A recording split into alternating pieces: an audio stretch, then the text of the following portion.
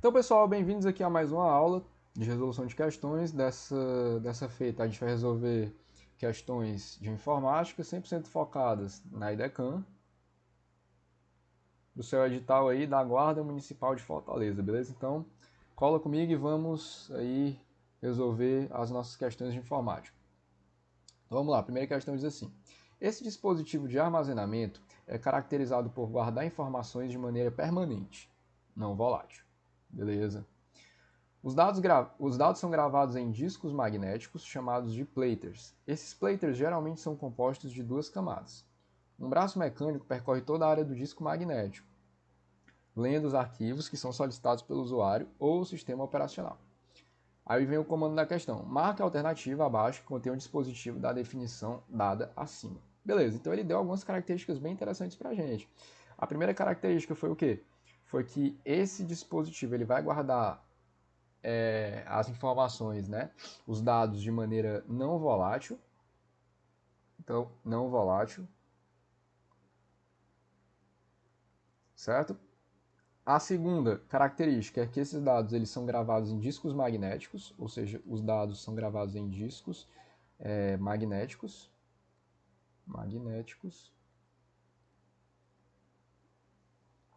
e que esse processo é feito através, né, aqui dos braços mecânicos. Então a gente pode concluir que esse nosso dispositivo tem partes mecânicas,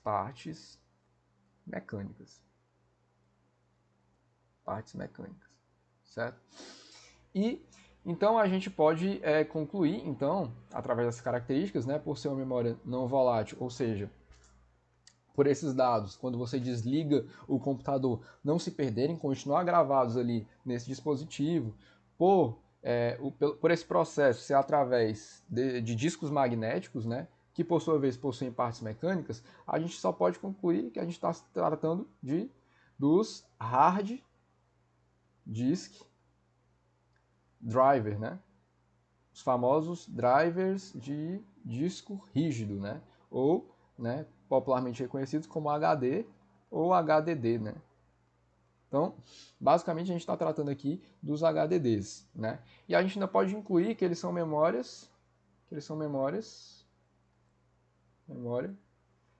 secundária, né?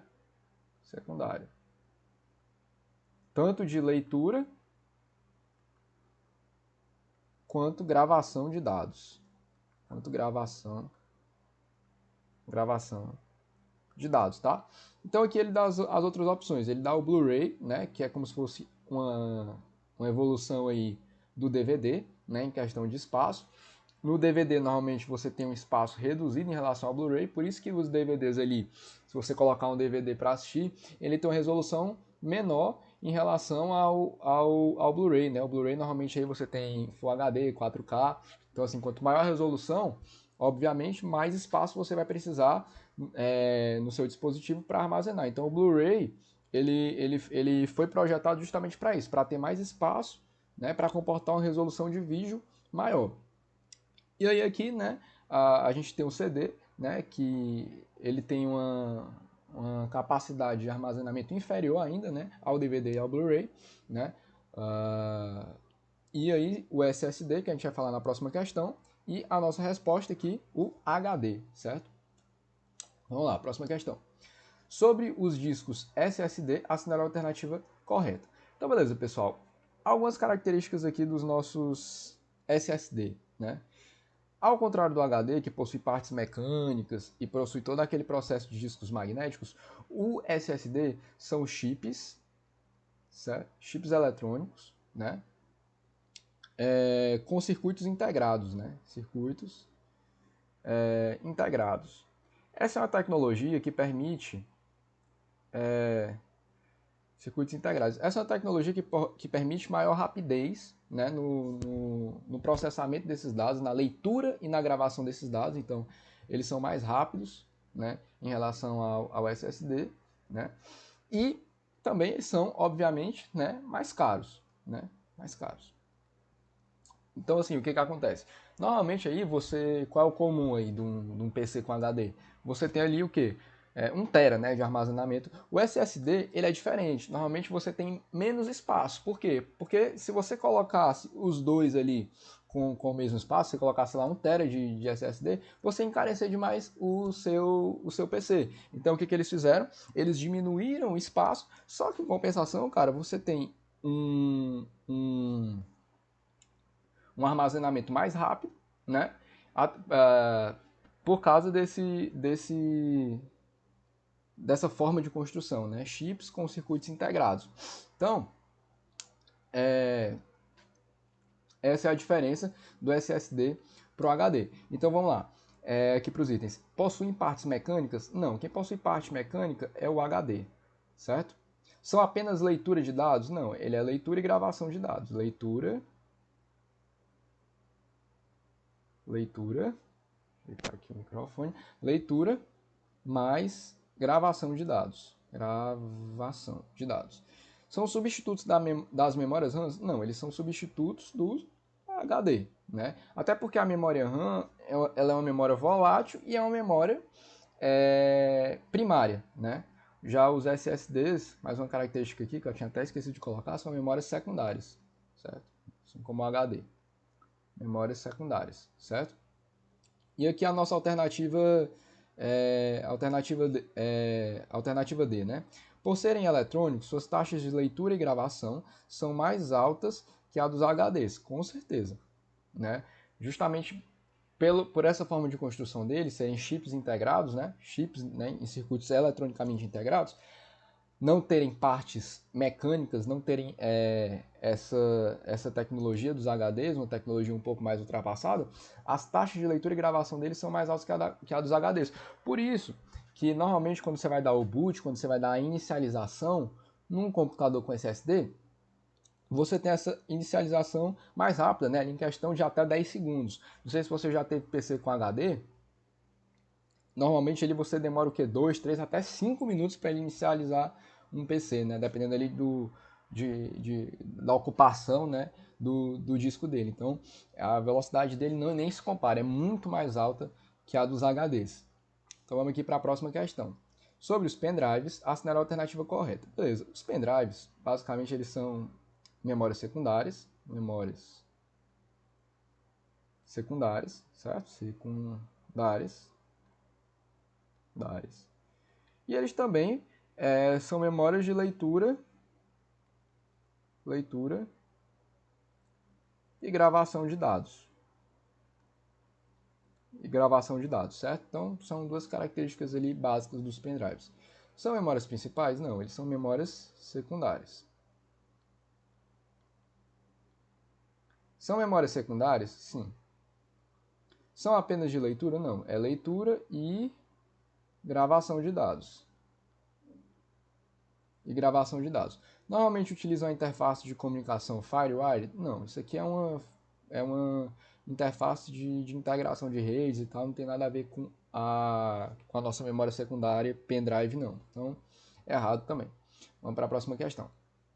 Agora sim, né, sobre as memórias RAM e ROM, assinale a alternativa correta. Ambas são voláteis? Não, só quem é volátil é a RAM, né?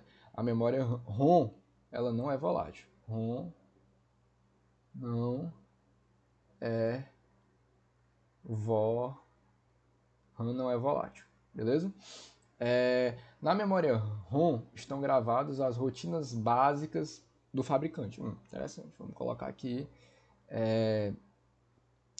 para a gente analisar depois. Na memória RAM são armazenadas as informações que não são suportadas pela ROM. Não, isso na verdade não é verdade. A memória RAM, ela armazena ela é utilizada para armazenar os arquivos que estão sendo processados pelo processador, certo? Então, por exemplo, você tem ali as guias, né? Deixa eu até escrever aqui, são os arquivos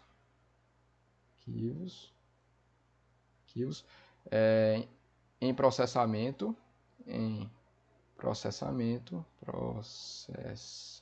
colocar aqui, pelo processador. São arquivos temporários. Além do mais, a memória RAM processador.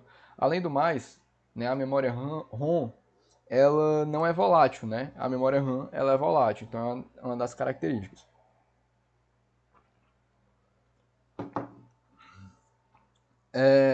O usuário pode escrever e apagar na memória ROM? Não. Por quê? Porque a memória ROM ela é uma memória apenas de leitura de dados. Ela não é uma memória aqui como ele tentou colocar de gravação, né? Ela é apenas leitura de dados, né? Então, basicamente aí, mas ambas, né, aqui são primárias, tá? Importante a gente salientar isso aqui. Ambas são primárias, memórias primárias, certo? Então, qual é a nossa alternativa? Alternativa B. Na memória ROM estão gravadas as rotinas básicas do fabricante. Com certeza. Por quê? Porque ela é uma memória de leitura, né? Ela tem essas rotinas gravadas, né? E quando você inicializa seu computador, ela vai ler aquelas rotinas gravadas pelo fabricante. E além do mais, né?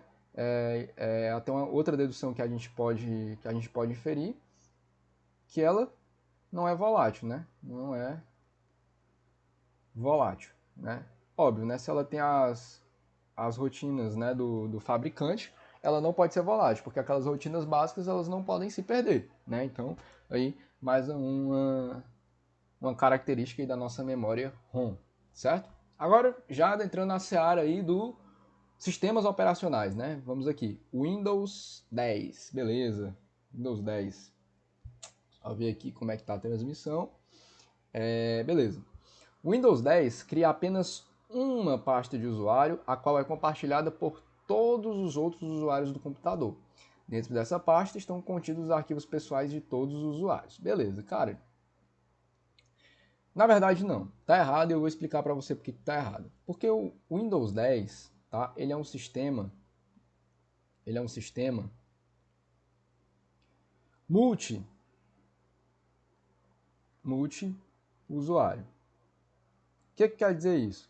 Que você pode criar vários usuários, né, no Windows para você acessar o sistema. Então, por exemplo, você tem aquela telinha, imagina aquela telinha ali do Windows 7, Windows XP, né, que tem aqui você, sei lá, você, né, você, aí tem tipo, sei lá, uma coisinha, né, tipo assim, uma fotinha, né, tinha lá tipo uma fotinha, isso aqui tá horrível, mas enfim, e tinha aqui, né, convidado, né, você lembra aí, né, na época do XP e tal, convidado, né, e aí tinha outra pessoinha. Meu Deus, eu sou horrível da enfim. E tinha aqui o seu convidado. Só que você podia criar, né, outros usuários. Você ia lá nas configurações e criava, né, fulano, cicrano, né? Então é isso. E cada um com seus dados pessoais, né, nos seus respectivos, nas suas respectivas pastas, né, de usuários, né? A sua pasta, a pasta do fulano e tal. Então, essa alternativa está errada por isso. O Windows 10 ele é um sistema multiusuário. Né? Vários usuários ao mesmo tempo podem ter suas pastas, seus diretórios no sistema, beleza? Vamos lá. Próxima questão aí sobre o Linux, certo? Vamos lá. Podemos utilizar em um mesmo computador mais de um sistema operacional, certo? Então essa já é uma característica que você tem que ter em mente para a sua prova. No seu computador você pode rodar Windows e Linux, tá? Ao mesmo tempo. Por exemplo, duas distribuições de Linux, né? E uma de Windows, ou uma de Linux e outra de Windows. Beleza, show de bola. Qual sistema no Linux controla o uso do multi-boot, ou seja, o multi-usuário em um computador? Beleza. Beleza. A gente tem aqui Grub, Yast, KDM e GIMP, né? Quem controla esse multi-boot é o Grub, certo? O Grub, ele vai controlar essa parte, né, do multi-boot, ou seja, ele que gerencia essa parte aí do multi-usuário, certo? Próxima questão. Nos sistemas operacionais do tipo Linux, qual é o comando que permite criar novos arquivos em branco através de uma linha de comando? Beleza? Então aqui a gente já tem na alternativa A a nossa resposta, né? O touch, né? Eu sempre gostei de decorar assim, tentando imaginar uma ação, né? Como são tipo verbos, né? Então você consegue, tipo touch. Aí eu imaginava tipo assim uma mãozinha tocando e criando um novo arquivo em branco. Acho que é mais ou menos uma lógica, né? Deve seguir uma lógica assim de programação, né? Mas vamos aqui aos outros comandos. O locate ele serve para encontrar arquivos no dispositivo, encontrar arquivos através de uma base de dados, através de uma base, opa, através de uma base de dados, certo? O find o que significa? Significa procurar, né? Então é o comando que a gente usa para pesquisar, escrever aqui em letra de forma mesmo, pesquisar arquivos e diretórios, né? Os diretórios são as pastas no Linux. E diretórios é mais ou menos equivalente aí a um Ctrl F, né? No Windows, né? Ctrl Find, assim. E o grep, né? O grep ele vai procurar um texto. Na verdade aqui eu troquei, né, cara? Troquei. Procurar um texto. Um texto dentro de um arquivo, tá? De um arquivo. Aí sim, né, equivalente aí a um Ctrl F. Você dá assim, né, quando seu nome aparece no diário oficial para você, né, Deus quiser aí, cada um de vocês vão sentir a sensação inesquecível aí de ver o seu nome ali na lista dos aprovados. Vai dar aquele Ctrl F, aquele Ctrl Find, vai ver ali o seu nome, se Deus quiser, tá bom? Então vamos lá, moçada, próxima questão. Tá. No uso dos recursos do sistema operacional Windows 10, a execução do trabalho da tecla de atalho, né, Windows D, para a resolução da questão, possui o significado de mostrar e ocultar o seguinte recurso. Beleza? Vamos lá. Alternativa A, configurações? Não. Normalmente, configurações a gente usa o atalho Windows I, né? Normalmente, como é que eu uso para decorar essas teclas de atalho? Sempre tem a letrinha aqui, né? Aí eu vou eu invento uma sílaba tônica, por exemplo, configurações, né? Aí eu lembro aqui do i e aí tento decorar, né? Painel de controle, não existe atalho para acessar. Pelo menos aqui não, que eu dei uma pesquisada e tal, realmente não vi. Não existe atalho para pesquisar diretamente o painel de controles. O explorador de arquivos, o Windows E. Windows E, você pesquisa aí o explorador de arquivos. Windows Update, também não há. Tá? E, finalmente, a alternativa é, né, a gente tem aqui o Windows D para a área de trabalho. Né? Windows D. D de desktop. Né? Eu decorei assim. Eu tenho associar ali desktop e tal, a área de trabalho. Era assim que eu decorava. Próxima questão. Com relação ao Windows 10, marque a alternativa falsa. Possui suporte a múltiplas áreas de trabalho? Com certeza. Com certeza, multiusuário, né? Nosso Windows 10, a característica. O seu browser padrão passou a ser o Microsoft Edge? Sim, antes era o Explorer, passou a ser o Edge. A exemplo do Windows 8, permanece no Windows 10 a ausência do menu iniciar? Não, isso foi um erro que eles resolveram, né? No Windows 8 você não tinha, né, o menu iniciar, e aí foi até eles criticaram bastante, né, a galera, né, principalmente na época do Windows 8, eu preferi usar o 7, né, ainda me lembro, era o 7 Ultimate, aquele pretinho. Eu preferi usar ele ao Windows 8, era muito difícil a plataforma e tal, coisa que eles melhoraram, né, no Windows 10. Eu utilizo agora o Windows 10, né, muito legal. Alternativa D, o Microsoft Passport é um recurso de segurança que, dentre outras coisas, pode permitir a integração entre o login do Windows 10 e o login de outras aplicações, com certeza, certo? E a alternativa E só tem um ponto aqui, acho que foi o errozinho de formatação aí. Vamos lá. Então, pessoal, uma questãozinha aqui de Linux agora, tá? Partindo do diretório raiz, no sistema operacional GNU Linux Ubuntu versão 20.04, pode-se acessar vários outros diretórios. Dentre esses diretórios, há um que possui os usuários cadastrados no sistema operacional. Assinale a alternativa que representa esse diretório. Beleza, aí ele dá as alternativas aqui pra gente. Beleza. Vamos analisar aqui alternativa por alternativa. Alternativa A, né? ETC. Esse ETC aqui, ele vai simbolizar o diretório que armazena as configurações, né? Os arquivos de configurações do usuário, certo? Tudo que for de configurações vai ficar nesse diretório aqui. Temp, né? TMP, ele justamente vai armazenar os arquivos temporários. Opa, letra feia. Os arquivos temporários.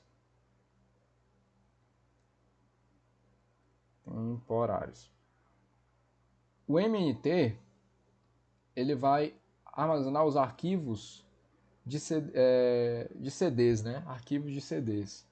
É até pouco conhecido, né? Esse MNT aqui. Arquivos de CD, aquele CD-ROM, certo? O ROM, ele armazena os diretórios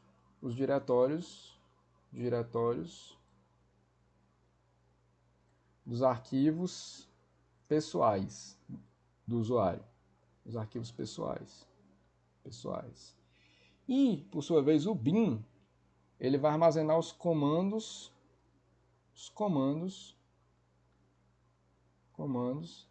essenciais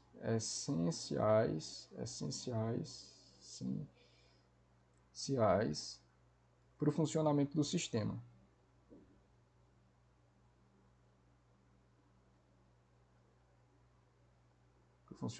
do sistema. Certo? Então, qual é o arquivo que vai cadastrar os usuários, que vai armazenar os usuários cadastrados no sistema operacional? Vai ser o ROM, tá? Que além dos diretórios dos arquivos pessoais, né, do indivíduo, vai armazenar também esses usuários cadastrados no sistema operacional, beleza? Então vai ser no diretório ROM, tá? Beleza. Próxima questão aqui.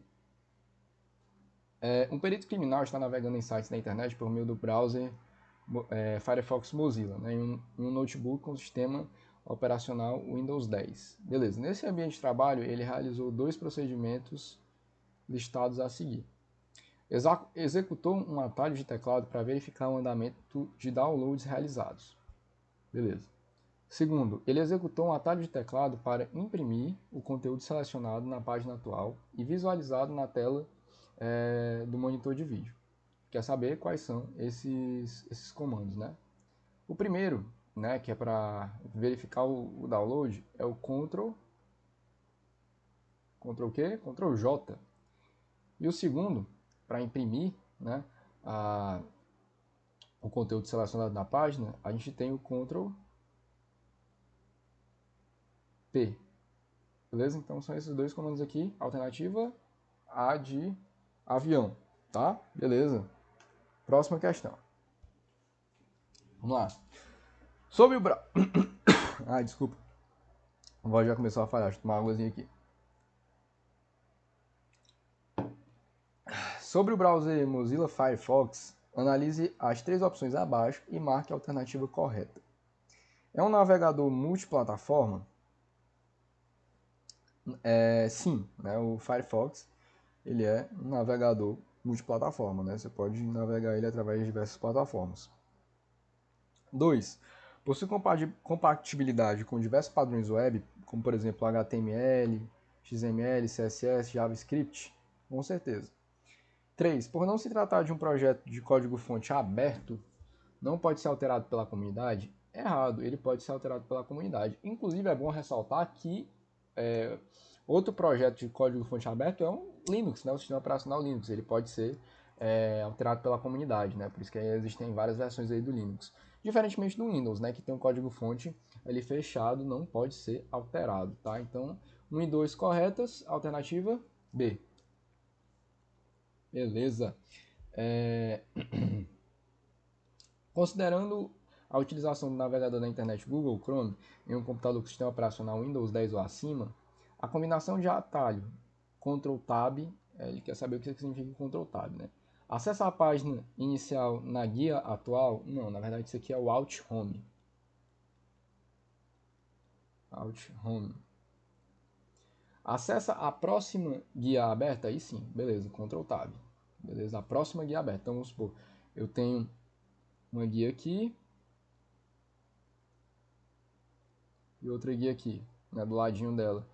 Eu apertando esse comando Ctrl Tab, eu vou para a próxima guia, né, dela aqui, beleza? Fecha a guia atual? Não, aqui é o Ctrl W, né? Fecha o navegador Google Chrome, também seria, né, o Ctrl W, né, que ficou meio dúbio, mas eu pesquisei e aqui na verdade é o Ctrl Q, né, que vai fechar aí o navegador Google Chrome. Aqui ficou meio dúbio, né, mas eu acho que foi mais ou menos isso aí que ele quis dizer, né, Ctrl Q, fechar o navegador Google Chrome. Abre o gerenciador de tarefas do Google Chrome? Não, o gerenciador de tarefas do Chrome é o Shift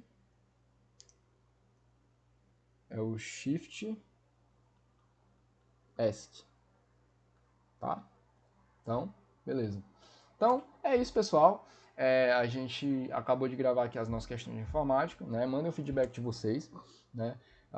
Eu acho que a próxima aula que eu vou gravar vai ser de português, então você que ainda não me segue no Instagram, tem muitos bizus, muitas dicas, caixinha de pergunta e toda a interação aí com vocês, né? Eu sou o professor Antônio Gabriel, esse é o meu Instagram, esse sou eu. E é isso aí, galera. A sorte favorece os audazes, seja audaz, que você vai conseguir sua aprovação, beleza? É isso aí, galera. Tamo junto, até a próxima. Valeu!